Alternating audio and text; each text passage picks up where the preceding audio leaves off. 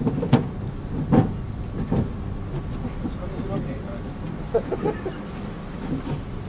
ービス精神が旺盛だよね、確か。本当ですか。うん。本当です。いや、いいやーって言ったら誰だっけ。そのでしょ。だよね、その人。そうね。はい。知ってる？ほら。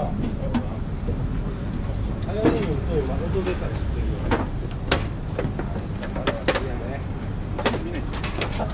まあ、うちのトリコもう7年ぐらい前捨てちゃってないんだけどね。普通にないんですよね、うちも。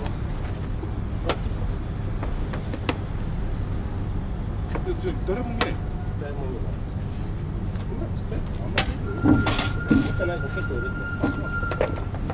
ちょっと見たいのがあるとほら YouTube で見ればさ、結構もう何でも見れるし、ワイドなショーなんてさ、月曜日には結構もう見れるんですよ。